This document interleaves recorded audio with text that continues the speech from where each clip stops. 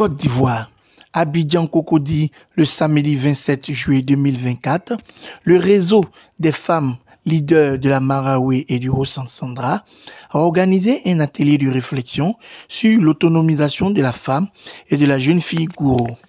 L'objectif principal de cet atelier consiste à réfléchir et identifier les besoins de la femme et de la jeune fille gourou afin d'apporter des solutions. C'est une plateforme qui réunit les femmes gourous. Et c'est des femmes gourous de toute la Marawe et du Haut-Sassandra.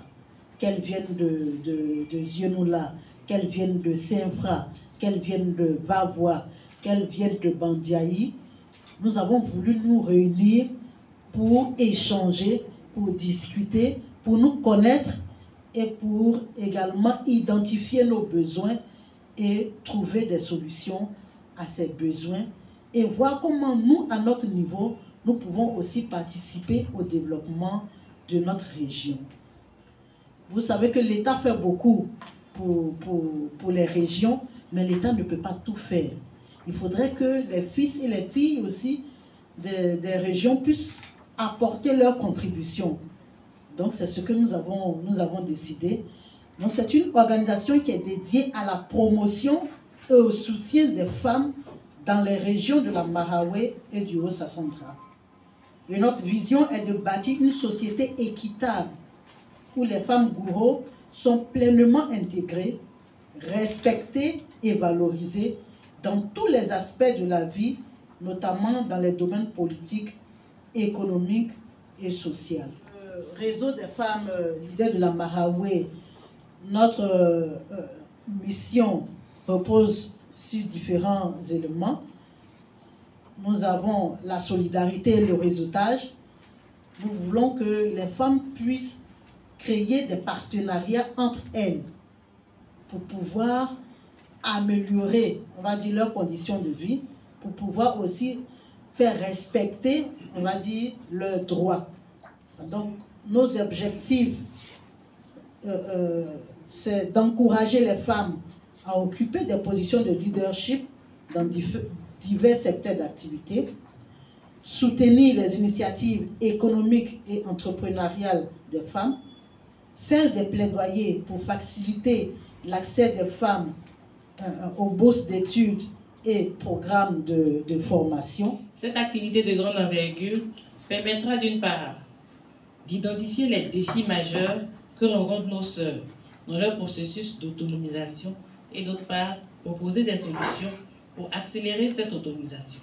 Cette lucarne va favoriser aussi le renforcement des liens entre les femmes et les jeunes filles gourous à travers les échanges tout au long de cette journée. Distingués invités, chers participants, mesdames et messieurs, en vous réitérant mes sincères remerciements, je voudrais encore une fois souhaiter à tous et à toutes un excellent atelier de réflexion. Que Dieu bénisse notre communauté. Je vous remercie. Bonjour, je suis Brigitte Tralou. Je suis la présidente du réseau des femmes leaders de la Marawe et du Haut-Sassandra, qui est une organisation qui réunit toutes les femmes gourous pour pouvoir identifier les besoins de la femme gourou et aussi de la jeune fille gourou et trouver des solutions. Nous avons décidé d'organiser un atelier de réflexion sur l'autonomisation de la femme gourou et la jeune fille gourou. Et le thème de l'atelier, c'est comment intensifier l'autonomisation de la femme gourou.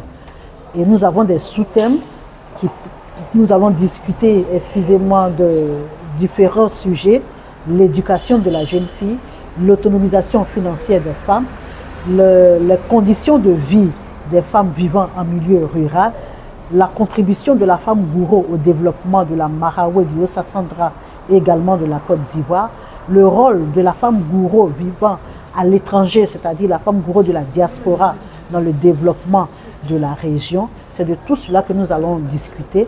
Et pour ce faire, nous avons invité des présidents de mutuelles, des présidents d'associations, des cadres de la région pour pouvoir discuter et apporter des solutions aux problèmes de la Marawe, on va dire, que les femmes gourous de la Marawe rencontrent dans leur quotidien.